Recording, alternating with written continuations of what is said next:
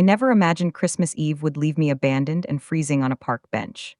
My husband, Victor, threw my suitcase onto the snow and sped away with his mistress, laughing as though loyalty were disposable. I sat in the cold trying to gather the pieces of my life when I saw a man shaking violently on a nearby bench, coatless, hopeless, forgot. I didn't think about the consequences. I simply removed my own coat and wrapped it around him.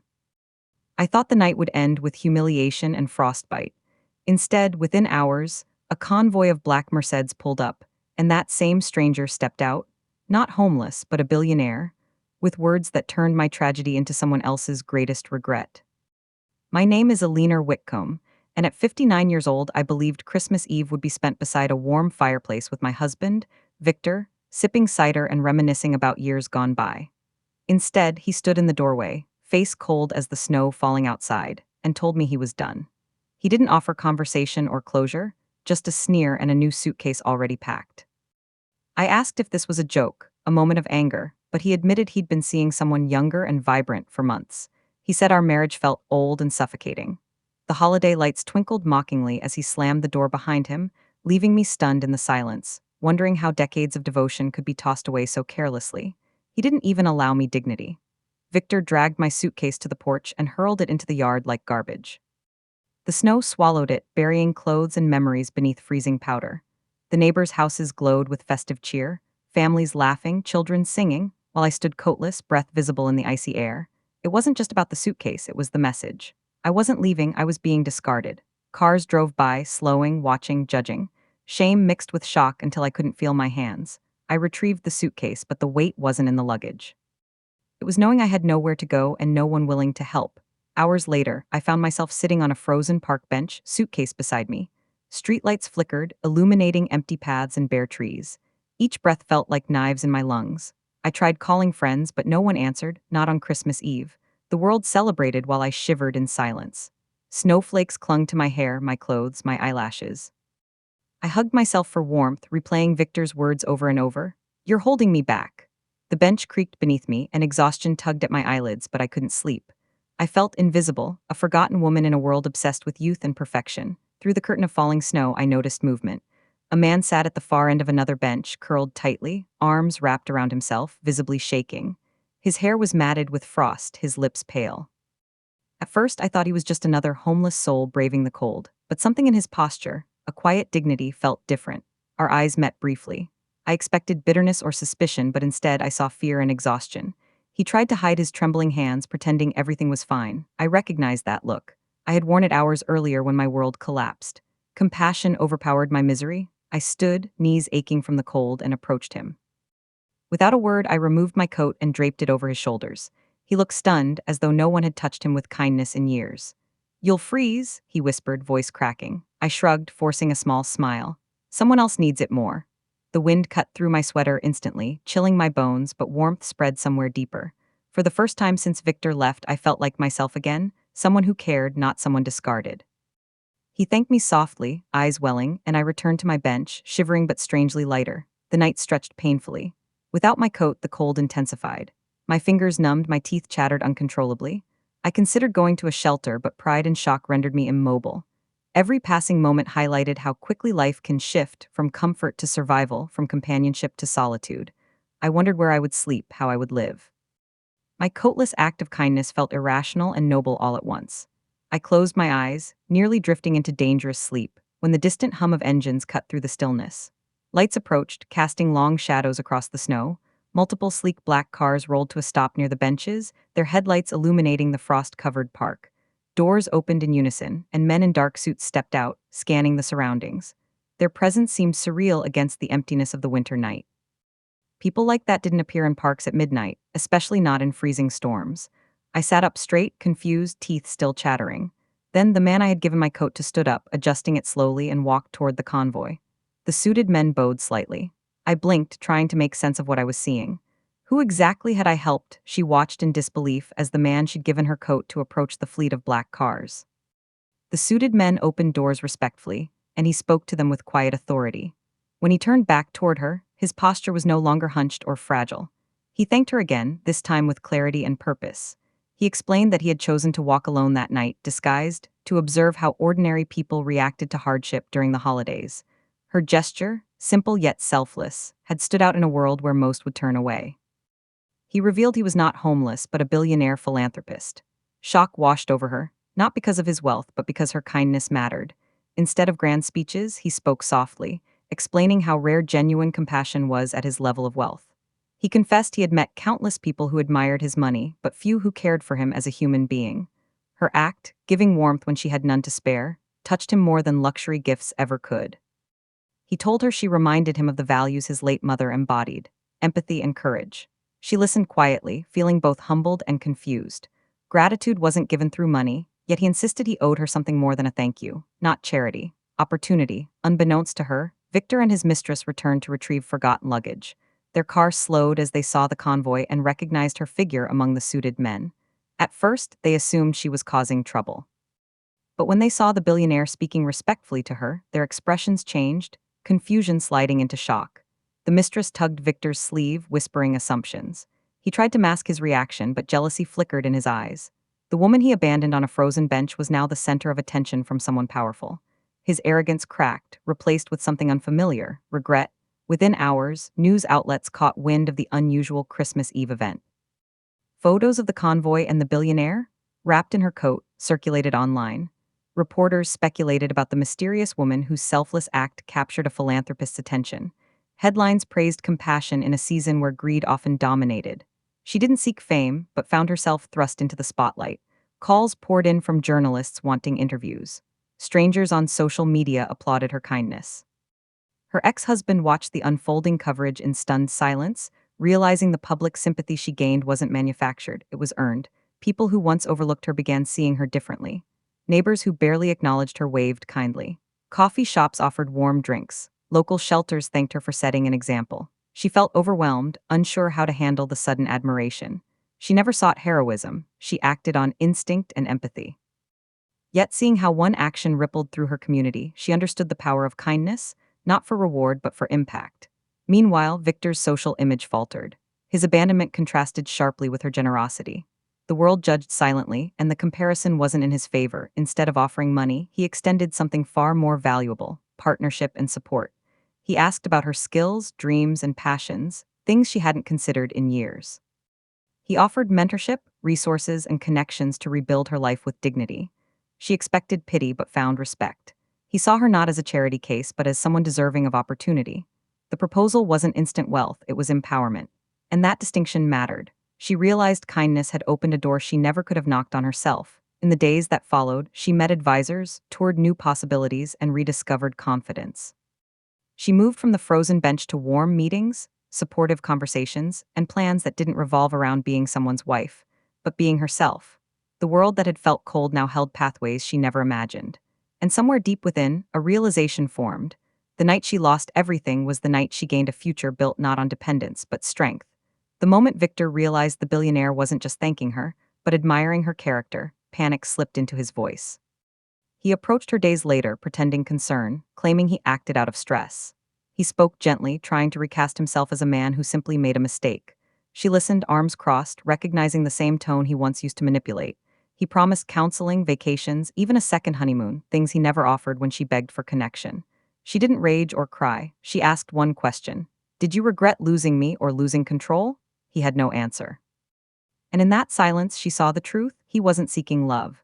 He was seeking ownership. The mistress, suddenly irrelevant in the shadow of the billionaire's interest, changed tactics. She played victim online, claiming she'd been misled and didn't know he was married, though evidence suggested otherwise. Then she tried appealing to sympathy, using crocodile tears and dramatic posts. When that failed, she approached the billionaire directly, offering herself as a spokesperson or event host. He dismissed her politely, unfazed by her attempts. She realized attention was slipping away, not just from the public but from Victor. Their connection, built on novelty and ego, couldn't survive scrutiny. The mistress discovered too late that beauty without integrity holds power only in the dark. The billionaire decided transparency was necessary. In a televised interview, he revealed why he was on that frozen bench, testing humanity's empathy without wealth as a shield. He described how dozens ignored him, some mocked him, and one person stopped without expecting anything in return. He didn't name her, but the world already knew. His story wasn't about money, it was about character. Viewers saw the contrast between her compassion and Victor's abandonment. piecing together a narrative Victor tried desperately to deny. The billionaire's message was subtle but clear. Wealth can be lost or gained, but kindness defines legacy. As the truth spread, Victor's confidence crumbled. People who once admired him questioned his actions. Neighbors whispered about the man who abandoned his wife on Christmas Eve only to watch her rise publicly through kindness. Colleagues distanced themselves. Clients reconsidered partnerships. The mistress's meltdown became viral fodder, further fueling ridicule. He attempted damage control, but the narrative was no longer his to shape. He wasn't seen as romantic or liberated. He was viewed as shallow and cruel. Watching him scramble for approval he once took for granted was painful but necessary. It wasn't revenge, it was accountability. With public opinion shifting and his arrogance exposed, she finally addressed unfinished business, assets, and marital contributions. She filed for her fair share, supported by strong legal documentation. Victor tried to fight, but courts don't favor abandonment without cause. Evidence of infidelity, emotional neglect, and financial control worked against him. The billionaire didn't interfere, he simply ensured she had competent representation. For the first time, her voice echoed equally in legal spaces. The woman once dismissed during arguments now held the leverage. And each court date reminded Victor of what he underestimated: her resilience and intelligence. People who once doubted or ignored her reevaluated their loyalties. Old friends reached out, apologizing for believing Victor's narrative. She didn't accept apologies easily. Trust is not a gift, but earned. Still, she acknowledged their remorse and listened. Some genuinely regretted their negligence, others sought association with her newfound recognition. She learned to differentiate sincerity from opportunism. Meanwhile, Victor found himself increasingly isolated. The friends who praised his upgrade now saw the shallow foundation beneath it. Social circles always shift, but this time, they shifted toward compassion, not wealth. For the first time in decades, she stood on equal ground, not pleading, not apologizing, but negotiating. She held the moral high ground publicly, legal leverage privately, and emotional clarity personally. Victor could no longer intimidate her with finances, manipulation, or reputation. The billionaire's support wasn't romantic, it was empowering. She began to understand something profound. She didn't need to win Victor back or defeat him. She already had. The real victory wasn't humiliation or wealth, it was the voice she found in the process. And with that voice, she prepared to reshape her future on her own terms. The billionaire didn't offer charity, he offered collaboration. He invited her to join a philanthropic business initiative aimed at supporting struggling women after divorce or abandonment. Rather than placing her in a symbolic figurehead role, he treated her as an equal, valuing her insights, resilience, and lived experience. She sat in boardrooms where she once believed she didn't belong. The partnership wasn't just about prestige, it was about purpose. Her voice mattered, shaping programs and influencing policies. She realized the cold bench that once symbolized despair now served as the foundation for empowerment. The journey from discarded wife to respected partner wasn't luck, it was the harvest of compassion and courage. Despite fear and self-doubt, she committed to growing.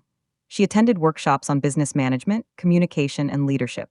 At first, the language of finance and philanthropy overwhelmed her, but patience and persistence reshaped uncertainty into confidence. She discovered talents she never nurtured: organizing, advocating, strategizing. She gained not only knowledge, but independence. Each achievement chipped away at the identity Victor forced upon her: dependent, weak, outdated. She realized she was never lacking ability, she was lacking encouragement. In learning, she reclaimed not just skills, but self-worth. Meanwhile, Victor's world fractured. Business partners withdrew. Clients questioned his reliability.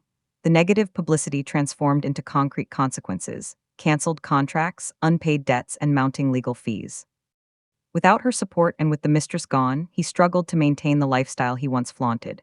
His arrogance, once a shield, now suffocated him. He attempted desperate shortcuts, risky investments, and reckless decisions that worsened his downfall. He blamed everyone but himself, yet the truth was undeniable. He built his success on illusion, not integrity. The collapse wasn't revenge, it was the inevitable price of selfishness. The mistress, once captivated by luxury, fled when the sparkle faded. When Victor lost influence and money, she saw nothing to gain. She packed her belongings and left without theatrics, just a text mirroring the cruelty he once used. "You're not who I thought you were." He begged, pleaded, and offered promises he couldn't keep.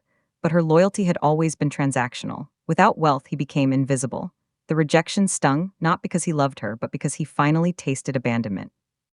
The cycle he began had circled back. In contrast, her reputation blossomed.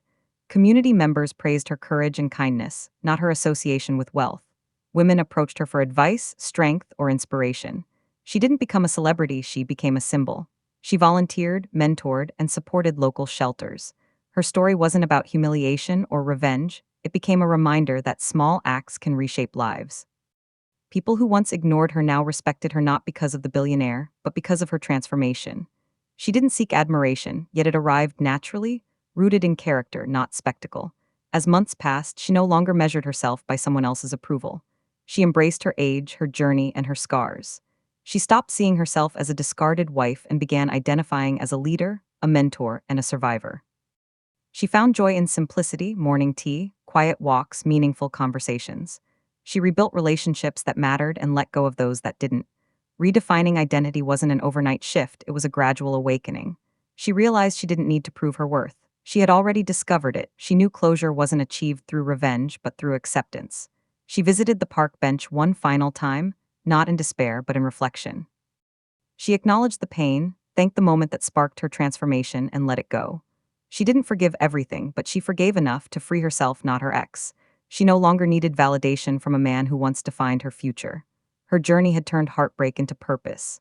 And as she stood from the bench, she felt lighter, not because the burden vanished, but because she no longer carried it alone. Before I tell you what happened next, take a moment to like this video and subscribe, because the final chapter of this journey is where everything comes full circle in a way no one expected. With her newfound confidence and experience, she proposed an idea to the billionaire, a foundation dedicated to helping individuals abandoned during life transitions, especially older women overlooked by society. Rather than pity, the focus was empowerment through housing assistance, legal counseling, and career training. He agreed, providing funding and resources, while she contributed vision and lived understanding. The launch drew widespread support, not because of wealth, but because of its mission. Survivors shared stories, volunteers arrived, and donors championed the cause. For the first time, she wasn't rebuilding her life alone, she was helping others rebuild theirs. What began as a cold night on a bench became a spark for systemic change. And with that, her story shifted from personal healing to collective compassion. The billionaire continued to stand beside her, but never above her. He encouraged independence rather than dependence. He offered business connections, legal teams, and financial advisors, yet respected her autonomy. Rather than steering her journey, he amplified her choices. Their bond deepened, not romantically, but through mutual respect. She realized he valued her strength, not her vulnerability. He often reminded her that power lies not in wealth, but in the ability to uplift others. With his support, she no longer feared the future. She embraced leadership, stability, and self-determination. The world that once rejected her now looked to her for guidance, and she finally felt worthy of that responsibility. Victor's decline unfolded quietly. Without money, admiration, or companionship, the silence in his apartment grew heavy. The walls that once echoed with arrogance now trapped him in self-reflection. He replayed memories, not of wealth, but of moments he dismissed, shared dinners, laughter, comfort on difficult days. He realized too late that love cannot be replaced with novelty, and loyalty cannot be measured by age. He attempted to seek validation online, but little remained. The world he built on superficiality collapsed, leaving him alone with regret. For the first time, he understood the pain he inflicted on others, not through lectures, but through living consequences. Her children, having witnessed both her rise and their father's downfall, approached with sincerity. They didn't come seeking inheritance or status, they came seeking forgiveness. They admitted their complicity and acknowledged how societal narratives influenced their choices. She listened, guarded yet compassionate. Rebuilding trust wouldn't be immediate, but it was possible. They began with small steps, weekly visits, shared meals, open conversations. For the first time, they saw her not just as a mother, but as an individual with dreams, pain, and resilience. Healing wasn't a transaction, it was a process. And she allowed it not for the past, but for the future. When Victor finally gathered courage to apologize, he expected hostility or perhaps opportunity. Instead, she responded with calm composure. She forgave not to absolve him, but to free herself from resentment. Forgiveness didn't mean reunion. She declined reconciliation, explaining that trust broken so deeply couldn't be rebuilt on remorse alone. She wished him peace, hoping he would learn, grow, and seek redemption beyond her shadow. Leaving without bitterness was her victory. She didn't need validation or revenge. She needed closure, and she created it herself. Her days filled with purpose, work at the foundation, community meetings, and personal passions she had long abandoned. She found joy in volunteer events, shared laughter with new friends, and discovered hobbies she never imagined pursuing: public speaking, writing, and mentoring. She wasn't chasing status, she was nurturing humanity. Her life, once defined by someone else's neglect, was now defined by her choices. She didn't erase the past, she transformed it. Each act of kindness created ripples, reaching people who felt invisible or discarded. Her journey proved that compassion is power, not weakness. In the end, her triumph wasn't measured by wealth or humiliation of others. It was measured by growth. On a snowy evening, 1 year after the bench, she returned to that spot. She sat not in despair, but in gratitude. The cold no longer symbolized abandonment. It represented the moment she discovered her own strength. She understood now that kindness had rewritten her fate. She didn't rise by destroying others, she rose by uplifting herself and those who needed hope. Redemption wasn't revenge, it was empathy. And with that realization, she smiled, embracing a future she built with grace, courage, and compassion.